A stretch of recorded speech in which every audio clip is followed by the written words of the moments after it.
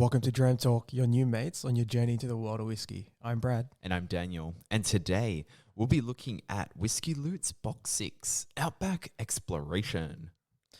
Right, so Daniel, Whisky Loot, why are we looking at this today? So I think we'll just preface this by saying that Whisky Loot is an Australian subscription service. So we do apologise to our international listeners, but please hang in there because we will be reviewing 3 Aussie whiskies today. Okay, so Whisky Loot. Why are we doing an episode on this? I guess there's a short answer and a long answer. The short answer is free whiskey. Right, who doesn't love free whiskey? So, and the long answer is because I think we are both really intrigued by this service as well as impressed by their, I guess, engagement with the community and creating a space to foster discussions amongst whiskey lovers. yeah, so Whisky Loot, they reached out to us as whiskey content creators. They sent us a trial box of their whiskey, and the trial box is aptly named Outback Exploration, and it contains 3 Aussie Drams. We will place a spoiler alert for anyone currently subscribed to the Whisky Loot if you'd like to be surprised and don't want to know what drams are in this box.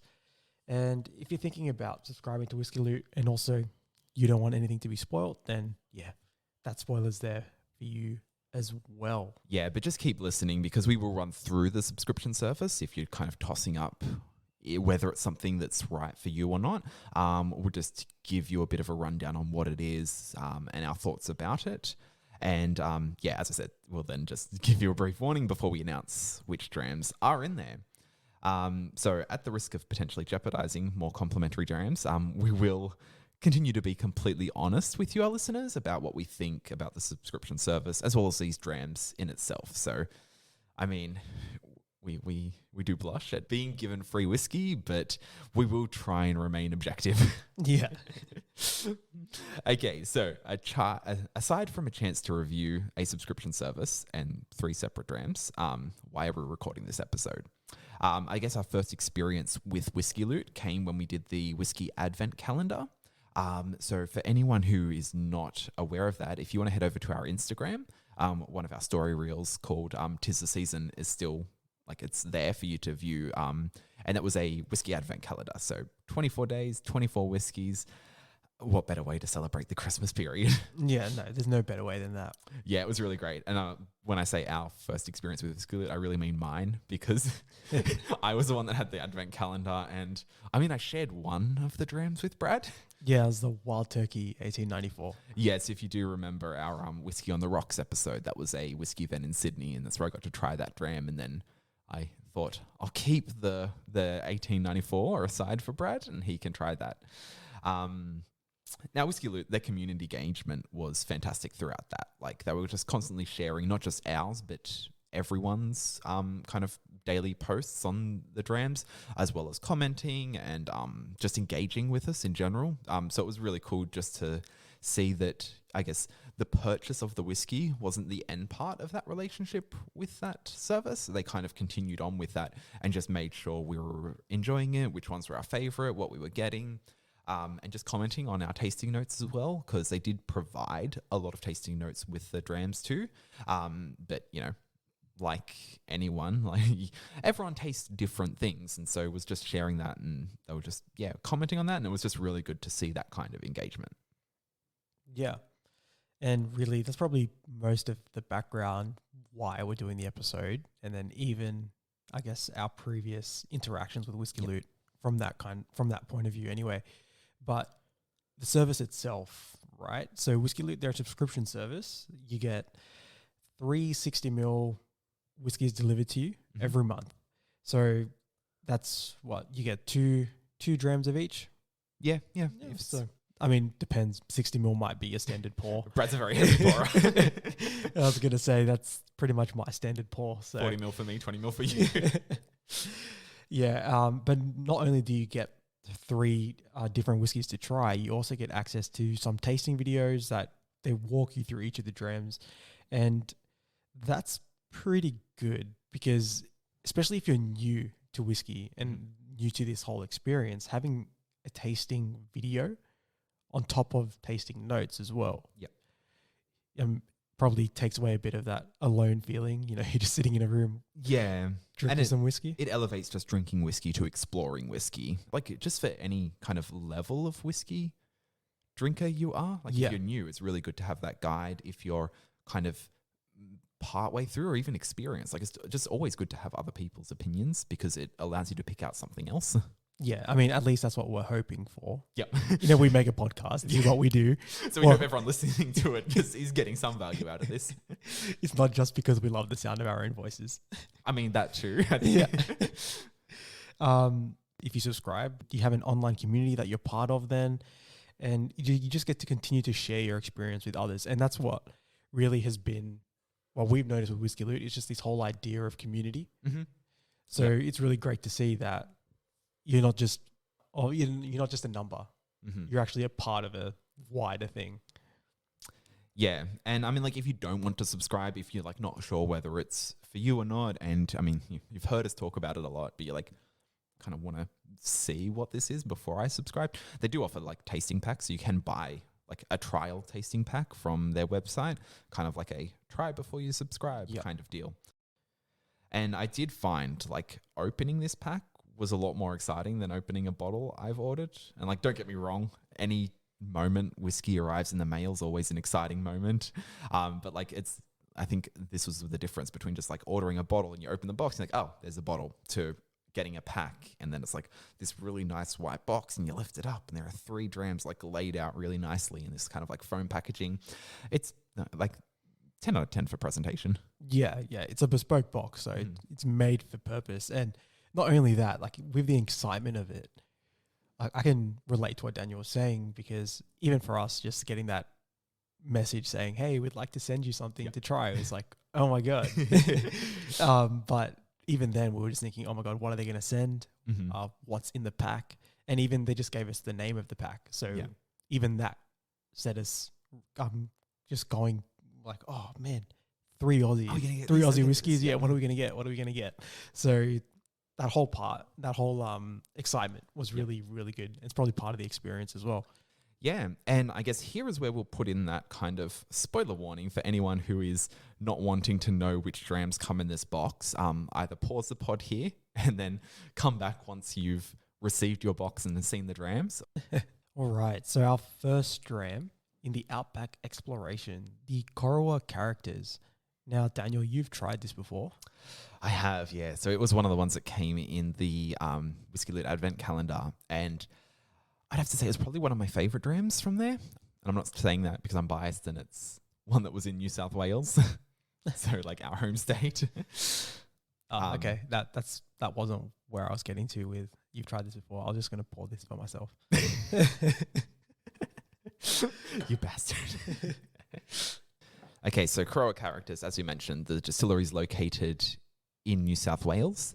It's kind of down near the New South Wales Victorian border. So yeah, 4 to 6% ABV, matured in red wine casks. So you can see that definitely on the colour. Yeah. It's kind of got that like almost coppery colour to it. Yeah, and on the nose, instantly a real beautiful sweetness. Yeah, like honey and vanilla with like floral, and it's also lightly spiced too. Yeah, it's got a real buttery feel as well, like a real buttery nose. And like the longer you nose it, it slowly turns into a berry, almost like a berry that you'd kind of expect from like that, from like I said, wine maturation. Yeah, it's getting into like the foresty fruits. I guess when it comes to like the spices and picking up in the nose, probably leaning towards like a ginger. But I think we get onto the palate. Yeah. It's a real tropical mouthfeel. Yeah. It's like a very full and creamy.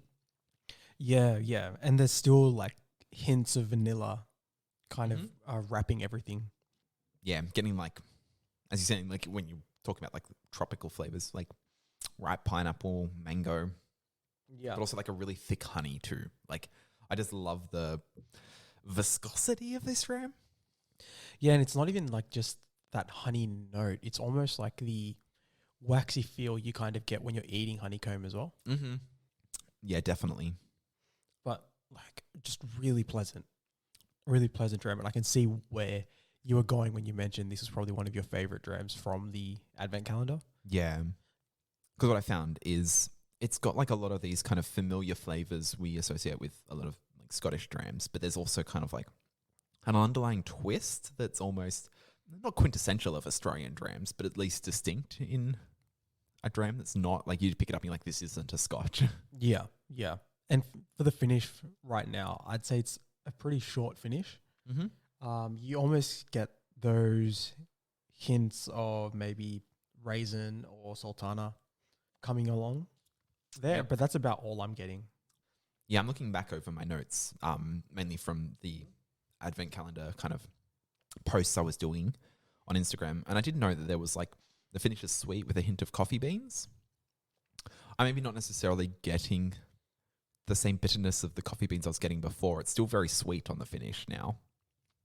Yeah, yeah. I can see a very sweet finish, Mm-hmm. but I'm more picking up like that raisins or those sultanas as opposed to that sweetness. But the dram itself is incredibly sweet. Yeah. But like without being overly so, like I feel like there is still a underlying spice that balances out the sweet throughout. Yeah. But for myself though, I do enjoy Sweet like, drams. sweet drams. So for me, this is almost hitting all the right notes. Mm-hmm. I mean, I am also loving drinking this out of a Denver and Liley glass, which I think is appropriate being an Australian company. Yeah. Overall impression so far though, the Corowa characters, a really, really good dram. Mm-hmm. Yeah, I think like one of the things that really does get me about this is both like the freshness of the tropical fruits, but also the mouthfeel of it. Like it is thick and Yeah. almost syrupy Yeah. without being overly sweet. Yeah. And even just the fullness of the dram, you can see that on the glass itself when you're just Mhm. looking at the legs of the whiskey as well. And yeah, they're very viscous, very thick, slow to drip down the glass. And that's almost the exact feeling you get on the palate. Definitely. I'm starting to pick up what I was identifying as coffee beans before. I don't know if that was exactly the right descriptor, but I would probably lean towards that again, just for lack of a better word to describe that. But while I'm finishing my dram, do you have a dram in words, Brad? Dram in words for the Corowa characters.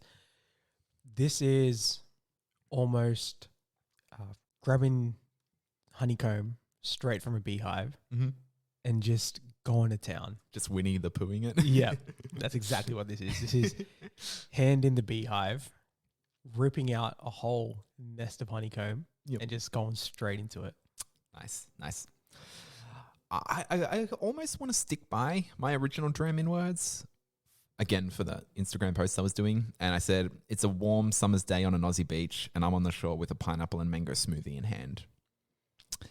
I think the only thing that doesn't capture is the kind of thick syrupy honeyness of it, which you have adequately made up for in your dram in words, but still stand by it. It is an Aussie dram. Yeah, very, very Australian, I'd say. I guess almost a perfect dram to open the box with. Mm-hmm. And I think like it was also the first dram I tried in the advent calendar too. So Okay, yeah. it's a really good opener. Like it does, I feel like tick a lot of boxes. I feel like it's a safe dram without being too safe. It's not like your standard normal choice. Like I hadn't heard about it personally. I hadn't even heard of the distillery before trying this. And then opening it, I was like, okay, I'm impressed. What else do we got? Yeah, and the sweetness itself is pretty Moorish, I'd say. Mm-hmm. Yeah, I'm disappointed that we're done. I keep picking up my glass and like there's another drop left. There's another drop left. I can get it. Still waiting for those really thick legs to finish sliding down the glass so they can coalesce into a last little sip. Yeah, no, the Corowa characters, very, very good dram. So I'd say if you can seek that out, jump on it. Mm-hmm. And not only that, just have a look for anything else Corowa are putting out. Yeah, would be really interested to try other bottles in their range.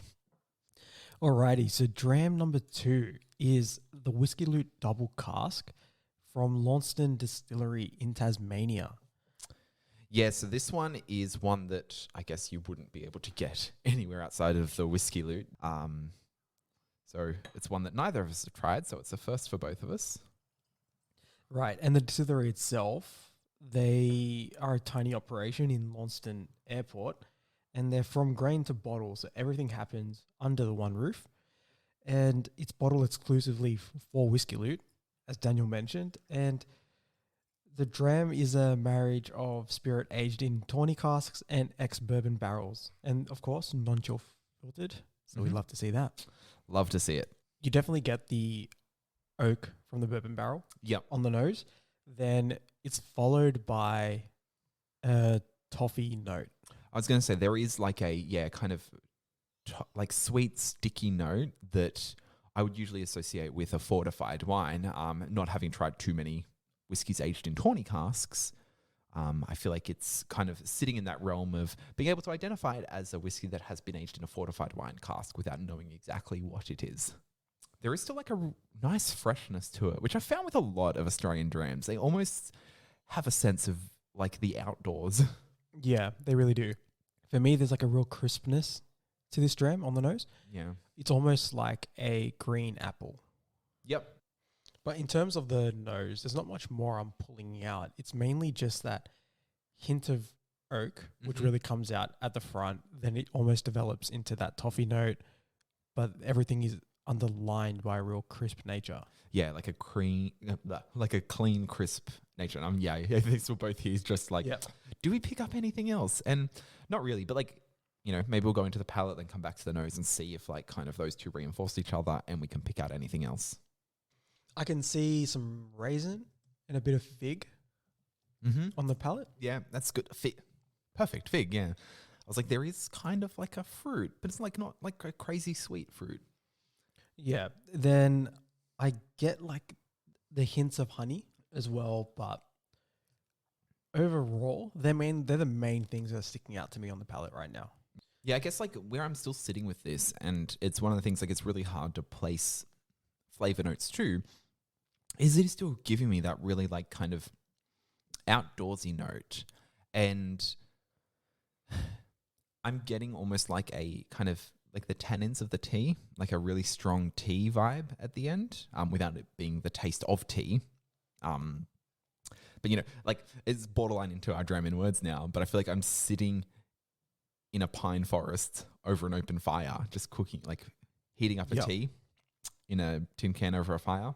And so I guess like that's why I'm like, I wouldn't say struggling with tasting notes, but it is taking me so strongly to that place that I'm trying to identify what else is happening in there. Yeah, and on the finish itself, I'd say it's probably a medium finish for myself, and I'm getting a bit of caramel. Yeah, I would put it into the realm of like a burnt caramel. Yeah. That really dark, crispy burnt caramel. And it is steeping into like a bitterness that, again, I'm not going to say coffee beans. Yeah. I said that before. I wasn't really getting coffee beans before in the Corolla characters. But there is like a really nice bitterness that kind of, I guess, rounds off the flavors at the end. Yeah, interesting. So for me, it's definitely finishing off with burnt caramel, but then it almost leads into the spices that you'd get from a bourbon barrel. Mm-hmm. So it's like just burnt caramel finishing off with the spicy nature, maybe like a cinnamon. Yeah, as I'm talking, I'm feeling like almost like a peppery bite too. When you're mentioning spices, that's kind of where my mind is jumping to with kind of the, not quite the burn, but I guess like I can see cinnamon in that too. It's a really intriguing dram to me in the sense that I haven't pulled too much from the nose nor the palate, but there's still complexity there that I'm almost tossing and turning with, just because I can't really put a pin on what those notes are. Yeah. But it's just, I can tell there's a lot more going on in the dram than what I'm drawing out so far. It is one of those ones I sit with, and it immediately takes me to a place, or it makes me feel like this would be a great place to drink this whiskey in without being able to identify kind of like the range of flavors that it's got hidden within it. Yeah, this is definitely a whiskey that you want to sit with and one you want to spend time with and really unravel. Yeah. Which, of course, we're not able to do at length on a pod if you want to, unless you want to listen to an hour worth of silence. Today's podcast is going to be 4.5 hours, everyone. Buckle up. But yeah, like it is like as for to kind of texture wise, it's not as like viscous or syrupy as it was before, but it is like, and I don't really like using the word, but it is smooth. It is kind of nice and cooling. Yeah. I'd say it's a really good dram to follow up with the heaviness and the viscosity of the characters. Yeah, that we it's had. silky. Silky is kind of the word I'm going So for. this one is rather light as well. Mm-hmm. So it's a really just almost a polar opposite to the characters in a sense. But it's not that it's to its detriment or not that it doesn't hold its own. It does. It just does so in a very different way. Yep. And even though there's a similar note on the palate of honey, it's presented in such a different way. Mm-hmm. Whereas that sweetness from the honey isn't really coming through, you know, it's not really an overpowering note. It's just an accompaniment to the fig and the raisins that I've been picking up, as well as the orange and vanilla. I guess just while we sit on it with the last few sips, I'm going to go straight into my dram in words because, as I've mentioned, it has taken me immediately to that place. But I feel like I'm camping in a pine forest. So not kind of like peak of summer Australian bush, but just like a kind of the cool weather. You like put on a jacket, you're sitting in amongst the trees. The air feels very damp and you're sitting over a campfire, you're cooking a tea.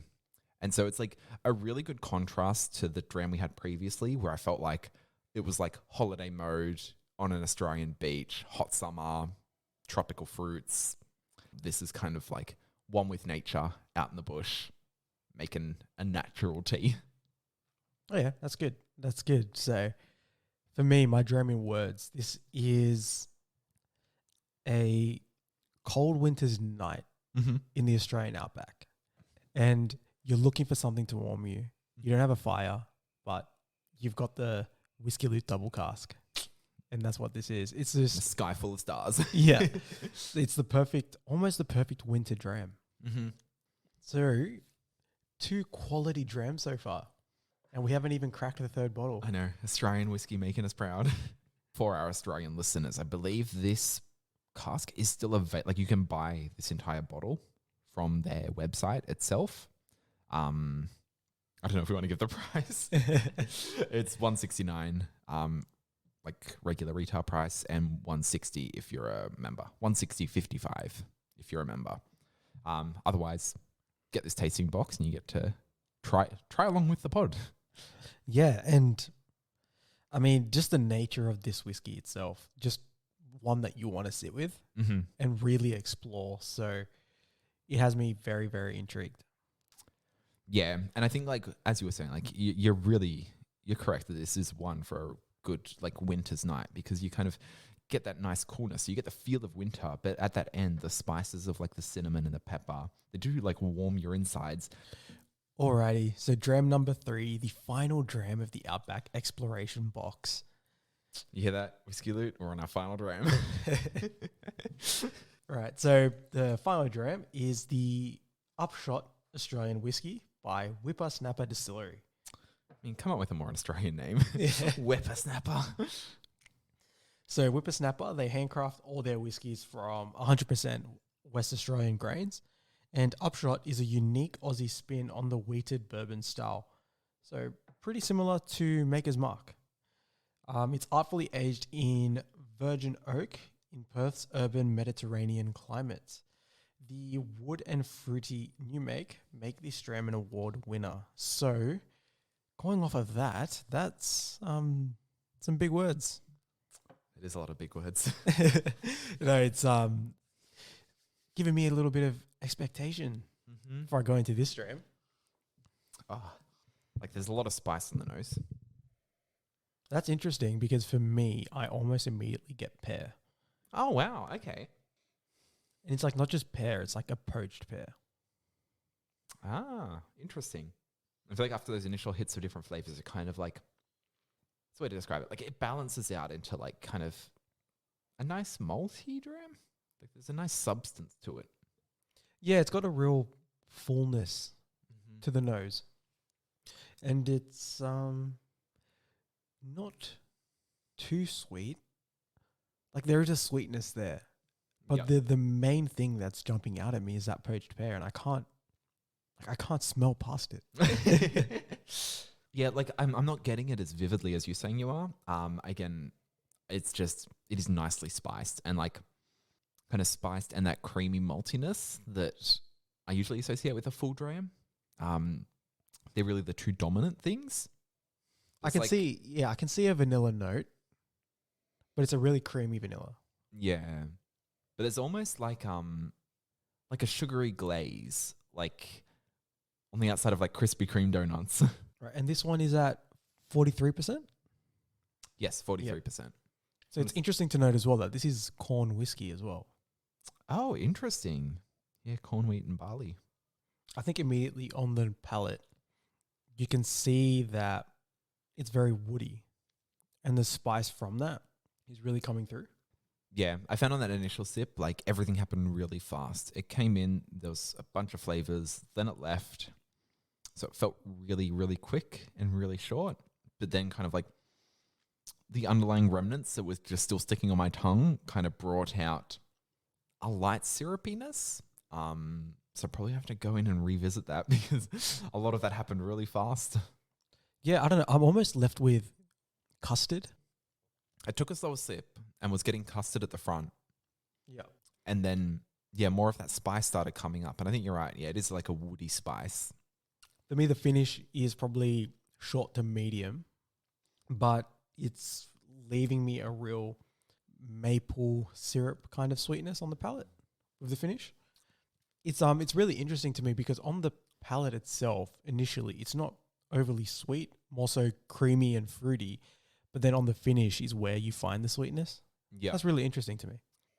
Yeah, I guess like it's hard to say because like as you said, it is West Australian grains, so corn, wheat, and barley. I mean, like barley, familiar with, corn, wheat, not so much. So I think that is throwing in like a new element to the mixture that it is making it a little tough to pick out some of the more nuances in the flavors. I mean, like it is enjoyable. I just feel like it happens really fast. So I would call it a short finish as well because it does leave really fast and it isn't coating my mouth like the other two were.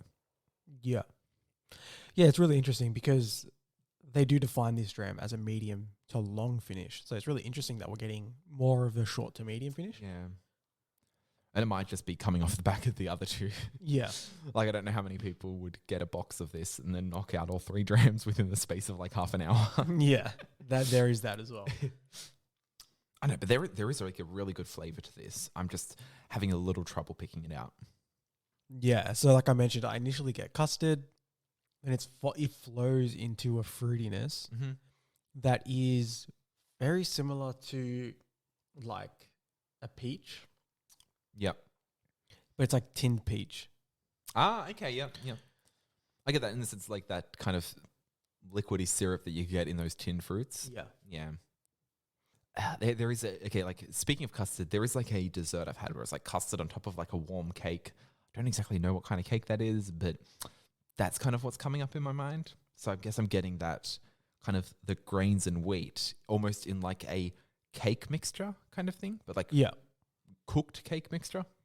Yeah, what I'm really enjoying though is just the way the sweetness is presenting itself, and especially how it's on the finish and it's not really on the palate itself.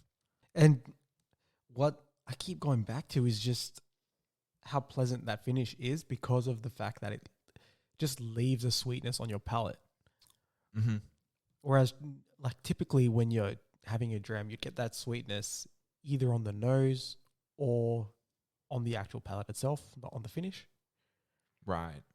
You know, so it's really interesting to see a dram leave you with sweetness instead of just giving you that sweetness in the middle.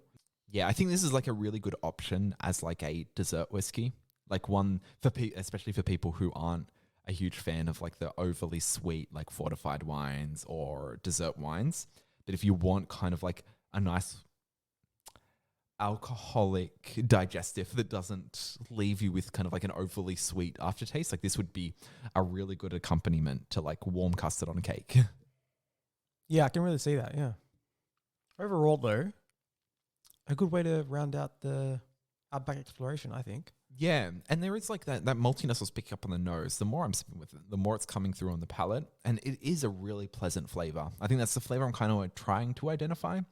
It's a maltiness, but I'm usually used to picking it out on the nose, and then it's kind of in previous whiskies where I've identified that it's kind of overwritten in the palate by dominant other flavors, whether that be fruits or spices, but it's coming through on the palate. Do you have a dram in words? I mean, like, I'm trying to find a dram in words that isn't just a reflection of what I've already said for the tasting notes, but I feel like this is kind of country farmhouse dram.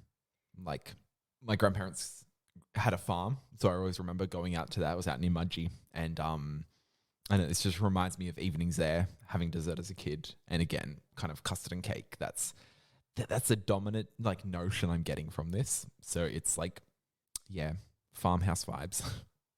Okay, yeah, that's good.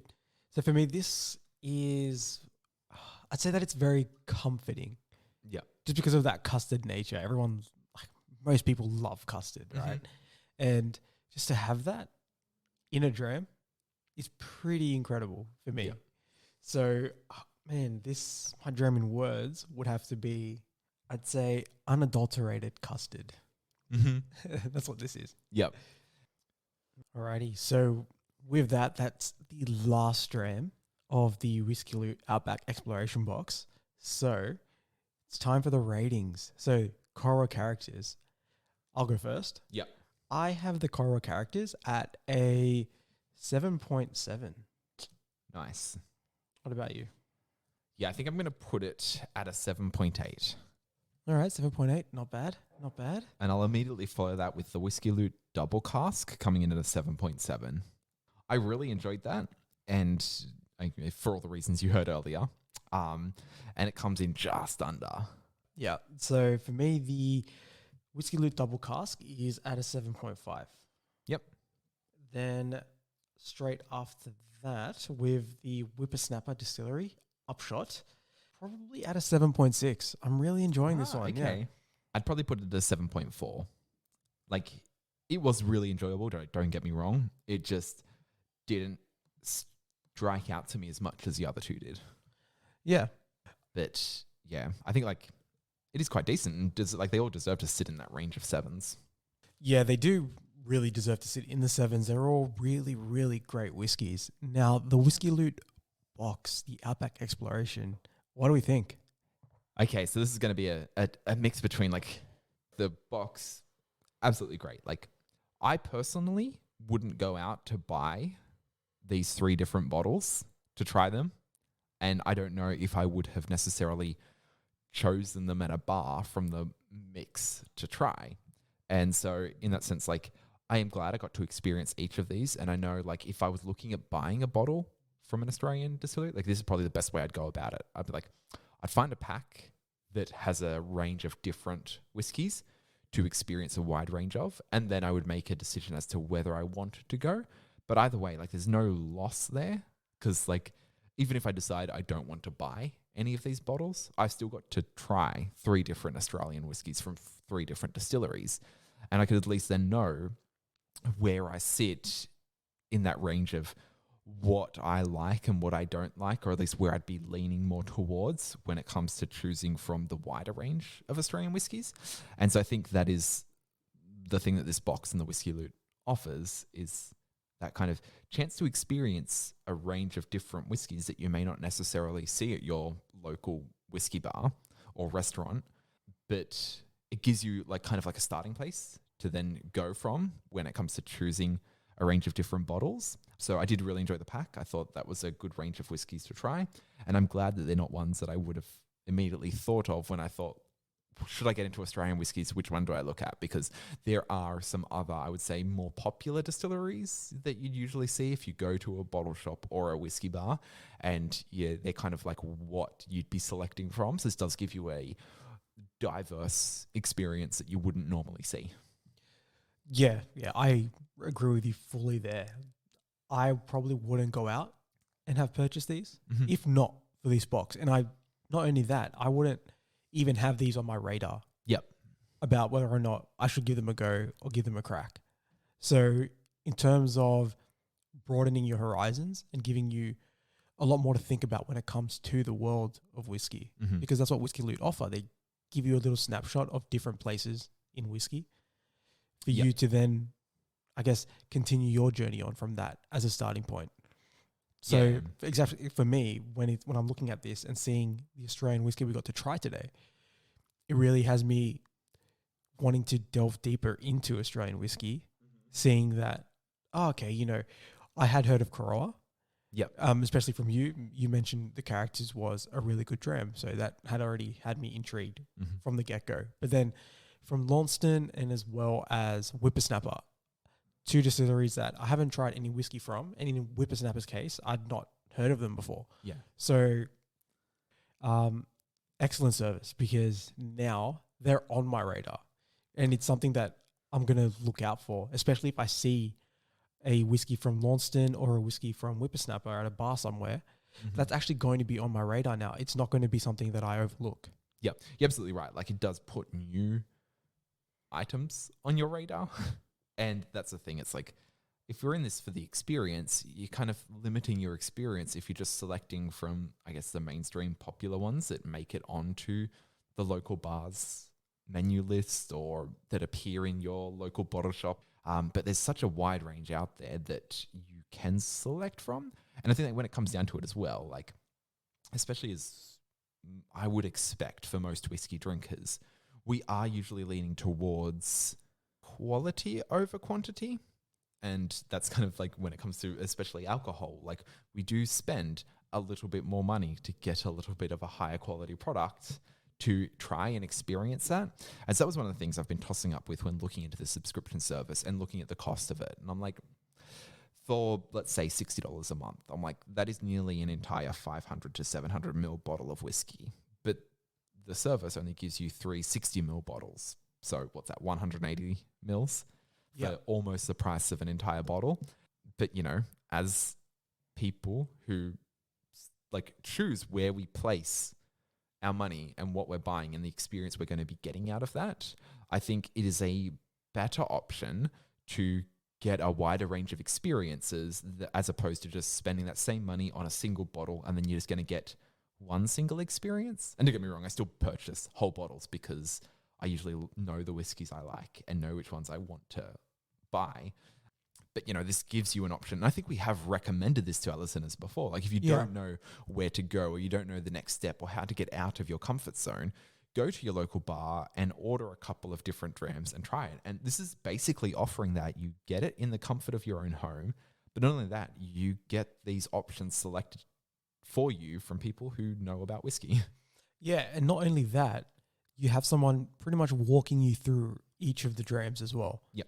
And I mean, I don't know what bars you go to, but you're not going to have many people that are going to sit there and guide you through your dram, right? So really, it gives you a good basis for you to then make your own and conclusions and then draw your own experiences and a bank of associations, because you have a little reference sheet to go off. Yeah. But, you know, from that, maybe a loaded question. Would you subscribe, Brad?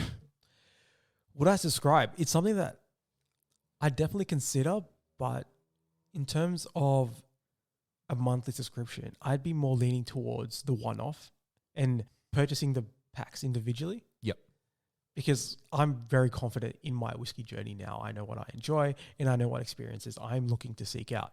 And as much as I did enjoy this, where it's, here's 3 different drams that you've not tried to broaden your horizons, broaden your palate, I really enjoyed that.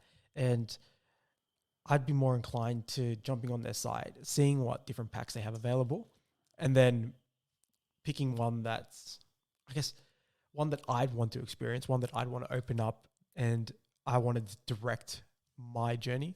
Yeah, agree with you 100%. That's what I was going to say. I would lean more towards purchasing their tasting packs. And like, after this one, I'm probably really keen on it because it's just like looking at the range of options they have. And yeah, that's the thing that I think is the highest value in this, is that getting to experience a range of different whiskeys. So I guess that's kind of what we'd finish off on for our listeners, is like, if you're Australia, if you're looking at either starting your whiskey journey or wanting to know how to progress further in it, I just guess wide range of experience is probably your best bet. And this is a great way to get that at a reasonable cost and have that kind of process walked through, like to help you. Like, I wouldn't say they walk you through it, but they at least provide a framework through which you allow yourself to progress. Yeah, and not only that, and just the fact that the experience is curated by people that know whiskey, people that love whiskey. Mm-hmm.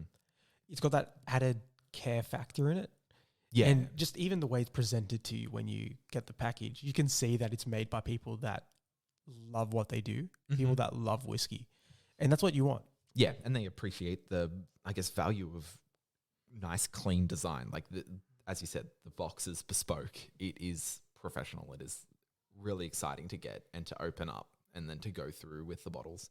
And I guess this brings it around full circle to where we started. And it's like the other advantage is like that kind of engagement and kind of discussion around whiskey with other people who also love whiskey.